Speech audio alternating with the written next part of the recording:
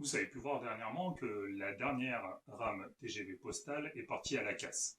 Ça n'a pas fait grand bruit, sauf dans la communauté ferroviaire.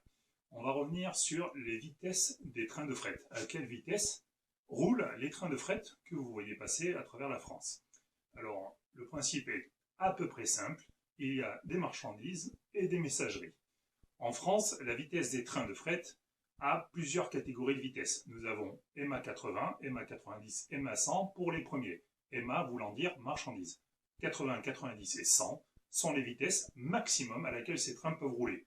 Ce sont généralement les trains de sable, les trains de céréales, les trains qui transportent des produits lourds et dont le prix n'est pas très important et la vitesse de transport n'est pas très importante. Un train EMA 80 va avoir une vitesse moyenne qui va tourner autour de 65-70 km/h.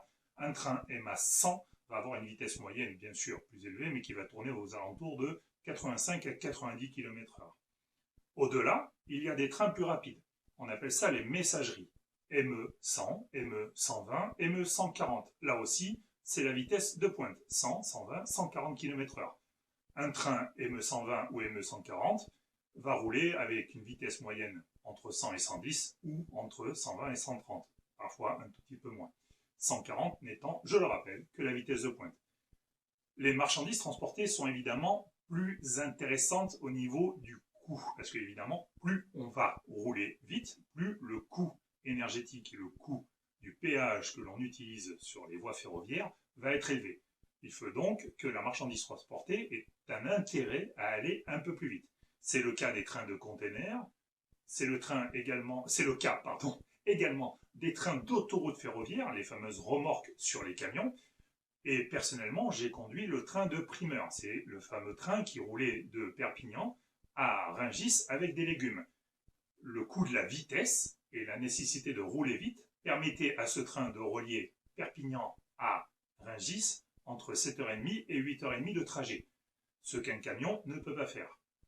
Au-delà, nous avions autrefois les MV 160, qui sont des trains de marchandises qui roulaient à 160 km/h, et nous avions aussi le MVGV. Le MVGV était tout simplement un train équipé d'une locomotive classique et de wagons fret, vert, on le surnommait le bégon vert, les plus anciens comprendront.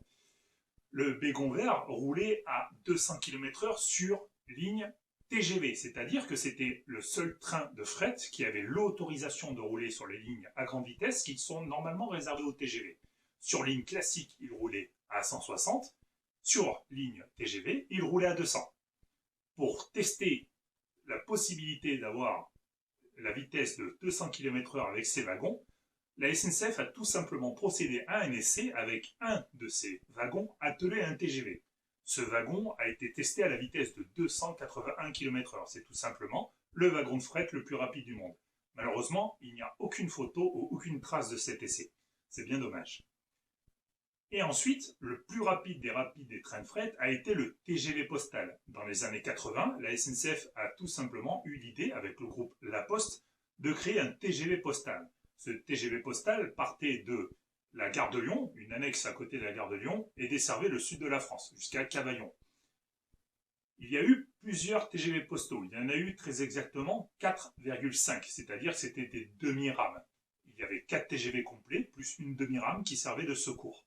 C'est cette demi-rame, la dernière, qui a été envoyée à la casse récemment. Le TGV postal a roulé donc des années 1984 à 2014. Il transportait du courrier et des colis, ce qui justifiait sa vitesse de 270 km/h. Là aussi, la valeur des marchandises transportées justifiait la vitesse de ce TGV. Malheureusement, la fin du transport de lettres par la poste, petit à petit, à des dates de J+1, a fait que ce TGV n'était plus d'actualité et la poste a arrêté son exploitation en 2014-2015. Et ces rames sont petit à petit parties à la casse. C'est bien dommage, ça faisait partie d'un patrimoine ferroviaire, mais ces rames n'appartenaient pas à la SNCF, elles appartenaient à la Poste qui en fait ce qu'elle en veut. Voilà, c'était tout pour cette petite vidéo sur la vitesse des trains de fret. Désolé pour les bégaiements, à bientôt, bisous.